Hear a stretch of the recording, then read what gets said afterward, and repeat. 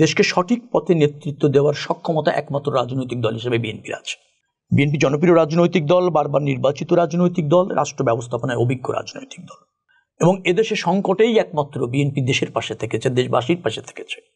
৭১-এর মুক্তিযুদ্ধ বলেন, বিএনপি আন্দোলন নেতৃত্ব দিয়েছে, বিএনপির নেতায় স্বাধীনতার ঘোষণা দিয়েছে, এবং মুক্তিযুদ্ধে সরাসরি অংশগ্রহণকারী বীর মুক্তিযোদ্ধাদের দল, বীর মুক্তিযোদ্ধাদের অংশগ্রহণে এই দল, এবং বীর মুক্তিযোদ্ধারা ঐক্যবদ্ধভাবে প্রতিষ্ঠিত করেছে এই দল।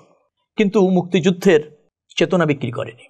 মুক্তিযুদ্ধের ঘোষণা দেওয়ার পর এবং মুক্তিযুদ্ধে সক্রিয় অংশগ্রহণ করার পর বিএনপি কিন্তু শরণার্থী মুক্তিযুদ্ধ ছিল না, অর্থাৎ ইন্ডিয়াতে গিয়ে মুক্তিযুদ্ধ পরিচালনা করেনি, দেশের থেকে দেশের মানুষের জন্য লড়েছেন। সেই অবদানের রাজনৈতিক দলও বলেছে যে মুক্তিযুদ্ধ আমাদের জাতীয় অর্জন, আমাদের না। আর বিএনপি মনে করে জাতীয় অর্জন মানে বিএনপির অর্জন, কারণ বিএনপি জাতির সাথে থাকে, জনগণের সাথে থাকে। স্বৈরাচার বিরোধী আন্দোলন, তখনকার শেখ হাসিনা আপোষ করেছিল, মনে আছে আপনার, 86-এর নির্বাচনে গিয়েছিল। স্বৈরাচার বিরোধী আন্দোলন বিএনপির নেতৃত্বেই হয়েছে, এবং আমরা সব স্বৈরাচারের পতন ঘটিয়েছিলাম সেই 90-তে, নিশ্চয়ই আপনার মনে আছে। এবং পরবর্তীতে আওয়ামী লীগ ওই পার্লামেন্ট থেকে বেরিয়ে এসে আমাদের সাথে যুক্ত হয়েছিল। 1-11 হয়েছে, এটা আওয়ামী লীগের ষড়যন্ত্রের ফসল ছিল, অবৈধ সরকার ছিল। আপনার একটা নির্বাচিত প্রক্রিয়ার মধ্যে একটা 1-11-এর সরকার, নিশ্চয়ই আপনি জানেন, অসাংবিধানিক সরকার ছিল। সেই অসাংবিধানিক সরকারের সাথে আওয়ামী লীগ আঘাত করে পরবর্তীতে 2008-এ ক্ষমতা এসেছে, বিএনপি কিন্তু আপোষ করেনি। অর্থাৎ গণতন্ত্র এবং মানুষের স্বার্থের বিষয়ে বিএনপি কখনো আপোষ করেনি। 2024-এ 17 বছর নিধন হয়েছে, গুম হয়েছে, আনতারে স্কিলিং হয়েছে, দল ভাঙার চেষ্টা হয়েছে, 60 লাখ আসামি, 1,40,000-এর উপরে মামলা।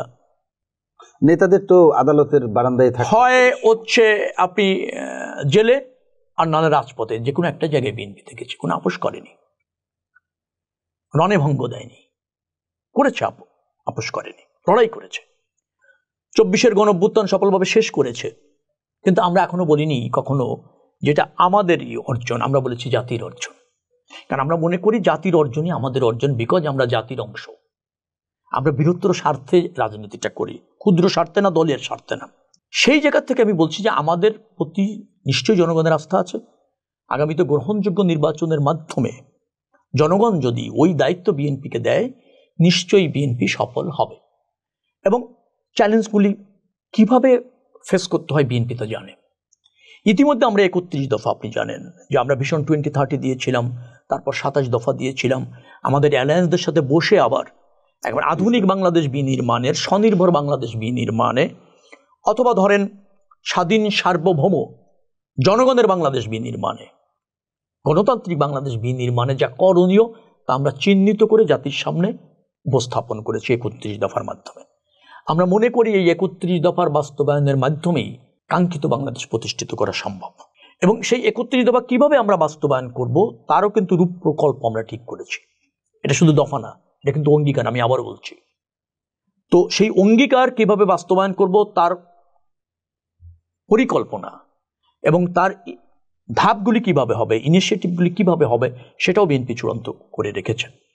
শেখ হাসিনা দেশটাকে যেভাবে রেখে গিয়েছে, বিশেষ করে 28 লাখ কোটি টাকার উপর অর্থ পাচার, 18 লাখ কোটি টাকার উপর দেশি এবং বৈদেশিক ঋণ, তারপর ধরেন আমাদের যেটাকে বলা হয় ওই এডিপি, সেই এডিপি বাস্তবায়ন করবার ক্ষেত্রে কয়েকবার যে বাজেট দিয়েছিল তা বাস্তবায়ন না হওয়ার ফলে অনেক অসমাপ্ত বড় বড় প্রকল্প, যেখানে আপনার অর্থ ব্যয় হয়ে আছে, আপনাকে ইন্টারেস্ট দিতে হচ্ছে, কিন্তু প্রকল্প সুফল মানুষ পাচ্ছে না।